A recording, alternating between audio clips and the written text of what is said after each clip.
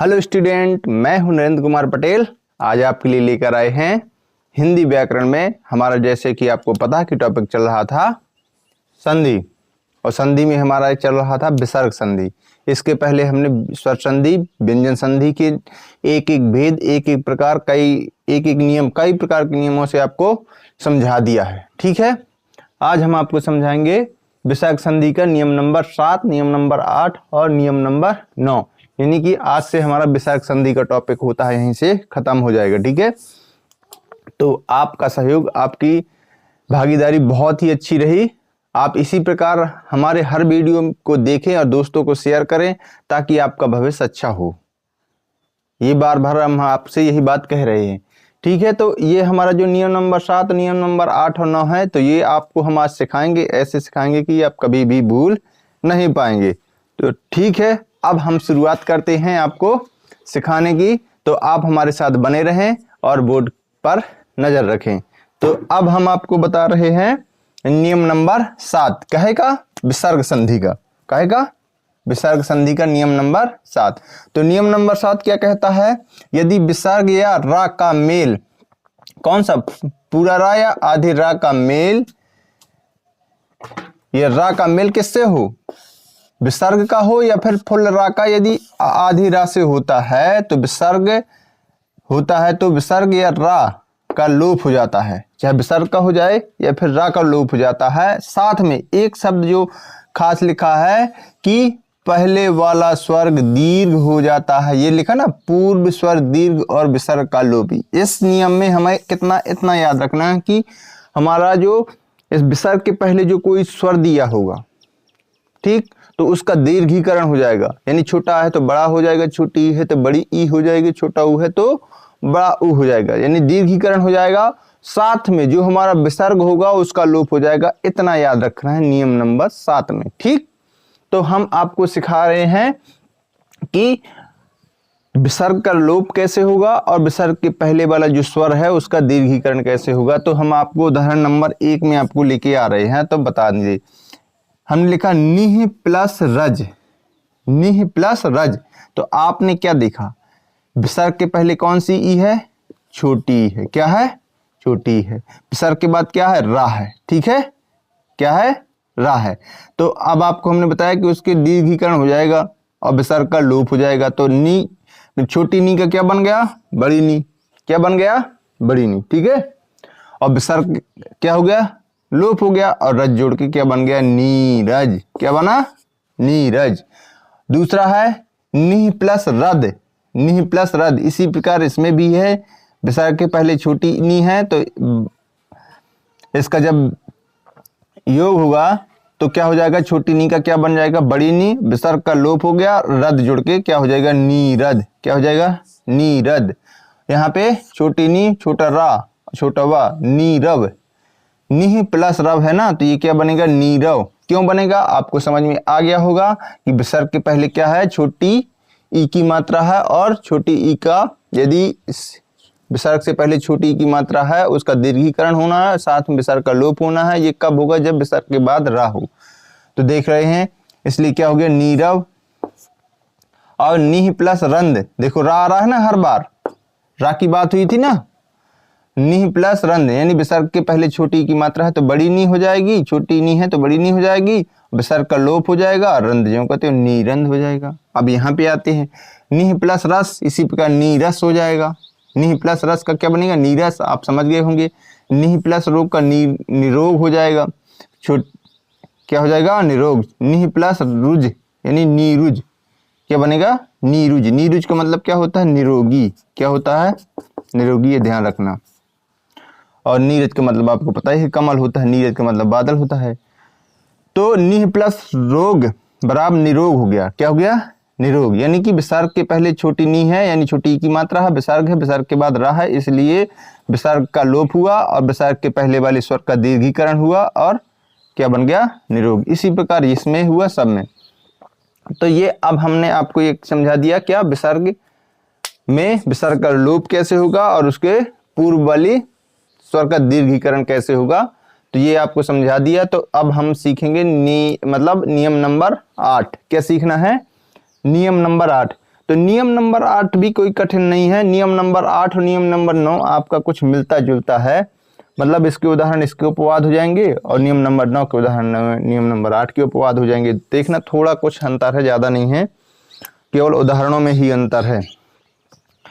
तो ये विसर्ग का परिवर्तन न होना, नियम नंबर 8 में हम ध्यान देंगे कि कोई विसर्ग का परिवर्तन नहीं होगा, ज्यों का त्यों रहेगा। यदि विसर्ग से पूर्व छोटा आ हो, केवल छोटा आ हो, और विसर्ग का मेल का खा पा फा से हो, 4 वर्ण यानी का पा का खा पा फा, यानी का वर्ग के 2 शुरुआत के पावर के 2 ठीक से होता है, तो विसर्ग में कोई परिवर्तन नहीं होता है। क्या होता है? विसर्ग में किसी प्रकार का परिवर्तन नहीं होता है। किससे? छोटा आ। यहाँ पे देख रहे हो अंतः प्लस पुर, तो विसर्ग के पहले क्या छोटा आ है कि नहीं है? है ना? तो अंतः प्लस पुर यानी क्या बन जाएगा? अंतःपुर, सेम टू सेम लिख जाएगा। प्रातः प्लस काल, प्रातः काल, प्रातः काल यानी प्रातः प्लस काल, ये क्या बनेगा? प्रातः काल। क्या? क्योंकि विसर्ग के पहले छोटा आ है और विसर्ग के बाद का खा पा फा में से एक वर्ण का है। मनः प्लस कल्पित, मनः कल्पित ही बनेगा। क्यों? विसर्ग के पहले छोटा आ और विसर्ग के बाद का खा पा फा में से का वर्ण दिया है हमारा, इसलिए कोई परिवर्तन नहीं होगा। पयः प्लस पान, पयः प्लस पान यानी कि पयः प्लस पान का पयः पान बनेगा। क्यों? पा वर्ग आ गया ना विसर्ग के बाद, और विसर्ग से पूर्व क्या छोटा आ है यहाँ पे, या यज्ञ में छोटा आ की मात्रा है ना। अंतः प्लस करण, अंतःकरण। तो इस प्रकार से क्या हो जाएगा, आपको ध्यान रखना है, कुछ नहीं करना, केवल नियम पर थोड़ा सा ध्यान रखना कहाँ पे क्या हो रहा है।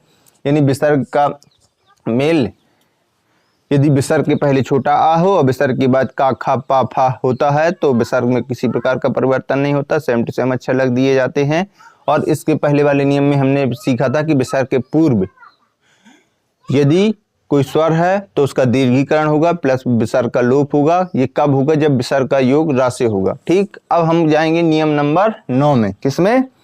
नियम नंबर 9। नियम नंबर 9 और 8 सेम टू सेम कुछ मिलते जुलते हैं, तो हमें आपको यहाँ समझा दे रहे हैं क्या कुछ अंतर है, बताएंगे। तो नियम नंबर 9 हमारा कहता है यदि विसर्ग से पूर्व छोटा आ बड़ा आ, वहां पे क्या कह रहा था? केवल सिंगल आ, छोटा आ बड़ा आ, तथा विसर्ग के साथ छोटा आह और आहा, ये याद रखना, छोटा आ बड़ा आ, यानी कि विसर्ग इसके साथ होना चाहिए। का मेल यदि का खा पा फा से होता है, विसर्ग के स्थान पे क्या हो जाता है? दंतई सा हो जाता है। कौन सा सा हो जाता है? दंत सा हो जाता है। कैसे? यदि आहा आहा का योग का खा पा और फा से होता है, तो विसर्ग के स्थान पे क्या बन गया? दंत सा बन गया। कैसे? यहां पे देखते हैं। नमः प्लस कार, नमः प्लस कार क्या बना? नमस्कार। अब यदि इस नियम का क्या होगा? ये अपवाद होगा, नमस्कार। और यदि इसमें इसको जाएगा तो नमस्कार इसके लिए अपवाद हो जाएगा। ठीक है, कुछ ऐसे वर्ण होते हैं कि वो देखने में तो एक जैसा लगता है लेकिन कार्य नहीं कर पाते हैं। नमः प्लस कार नमस्कार। परह क्या? यहाँ तो अभी बताया नहीं, यहाँ पे क्या है? आहा है ना, विसर्ग हो गया, आ हो गया प्लस का। तो हमने आपको क्या बताया था कि विसर्ग के स्थान पे क्या बनना है? दंत ऐसा बनना है। ठीक, परह प्लस पर, परह प्लस पर यानी कि आह प्लस पा, तो ये आह की जगह पे क्या बन गया? दंत सा बन गया। इस पे क्या है? आह प्लस कर, देखो भाह प्लस कर यानी कि भास्कर। आह प्लस का यानी कि आह की जगह पे क्या बना? दंत ऐसा बना। भाह प्लस पति बराबर भास्पति, भाह प्लस पति बराबर भास्पति, क्योंकि यहाँ पे आह है। क्या है? आह प्लस पा, तो आह का यदि पा से योग होता है तो दंत सा में परिवर्तित होता है। कौन? विसर्ग। पुरः प्लस कृत, पुरः प्लस कृत यानी कि यहाँ पे आह है प्लस क्र है, इसके लिए क्या आह किस में गया? पुरस्कृत हुआ। पुरः प्लस कार पुरस्कार। वनः प्लस पति वनस्पति, वनः प्लस पति यानी वनस्पति, आप समझ रहे होंगे। और ब्रह प्लस पति, यानी कि ये क्या हुआ, बृहस्पति। वाचः, वाचः प्लस पति, वाचस्पति। गृणः प्लस गणः प्लस पद, गृणस्पद। तो इस प्रकार से आपका नियम नंबर 9 भी कार्य करता है। तो इसमें आपको ध्यान रखना कि विसर्ग का लोप नहीं होना है और यहाँ पे विसर्ग की जगह पे दंत सा परिवर्तित होना है, इतना सा याद रखना है। तो इस प्रकार से आज हमने आपको विसर्ग संधि के नियम नंबर 7, 8 और 9 समझा दिए हैं और यहीं से हमारा विसर्ग संधि समाप्त होती है। जहाँ तक हमें नॉलेज था हमने आपको प्रोवाइड किया है। और आप यदि संधि का टॉपिक बहुत दिनों से चल रहा है, बहुत ही बारीकी से चला है, यदि जिन बच्चों या दोस्तों या छात्रों ने ना देखा हो तो वो जाके पिछली वीडियो जरूर देखा करें और अपना ज्ञान में वर्धन किया करें, यानी ज्ञान वर्धन किया करें। ठीक है, तो आप ज़्यादा से ज़्यादा वीडियो देखें। यदि फेसबुक पर हैं तो फॉलो जरूर कर लिया करें, यूट्यूब पर है तो लाइक शेयर सब्सक्राइब करना मत भूलें।